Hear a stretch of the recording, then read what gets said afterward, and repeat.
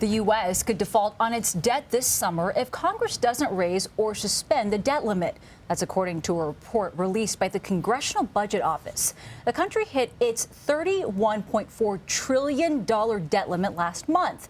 The Treasury Department has since taken so-called extraordinary measures to keep paying the bills. And here to discuss this is CBS News reporter Sarah Ewall-Wice. Sarah, thank you very much for joining us. Thank you. So what happens here if the debt limit is not raised by the summer? What are we looking at? Well, if the debt limit isn't raised, the U.S. would default on its debt for the first time ever. And this would have serious economic consequences. One analysis put it at 3 million jobs being lost and Americans losing $20,000 in their 401ks, among other consequences. The Congressional Budget Office did come out with its own report this week saying the Treasury would exhaust its options for paying the bill sometime between July and September if Congress doesn't act. But there is a degree of uncertainty to that timing, and that's because it really does depend on how much money the U.S. takes in versus how much it spends between now and then. And there are some monthly payments that factor into this, like Social Security, like Medicare payments, and also payments for the debt, and the military, and government workers. That all is a factor into why this is a little bit hard to pinpoint exactly when we'll hit that so-called X date. Right, and we haven't sort of really ever hit that, but boy, do investors get nervous and jittery even if we come close, so we don't want to come close to that. So sort of give us the lay of the land. Where do things stand right now? How are negotiations between the White House and Republicans over how to address the debt ceiling issue? You know, there really has not been much progress on that front so far.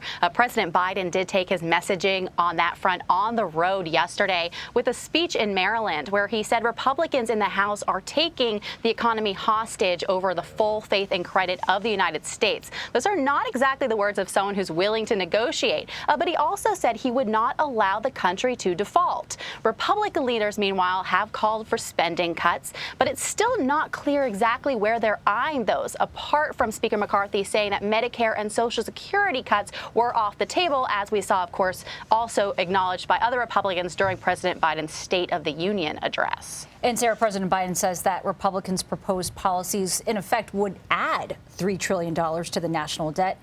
What more do we know about that?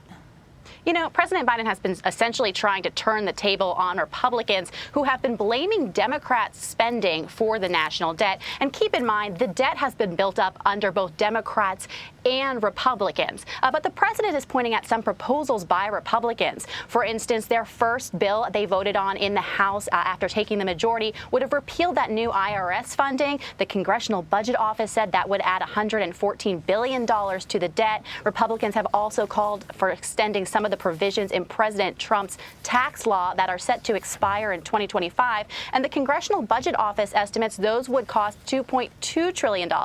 So there are some things here that the president is pointing to, Republicans have called for, that really don't add up to deficits, reductions, and spending cuts. But of course, they'd have to offset those with other cuts if they're negotiating this, and they push through those proposals he points to as $3 trillion. So, Sarah, I just want to remind people that there's a little bit of politics at play because, we're not talking about money that they're sort of going back and forth about right now. This is money that's already, they've already talked about years ago. This is money that's already spent that's leading us to where we are right now.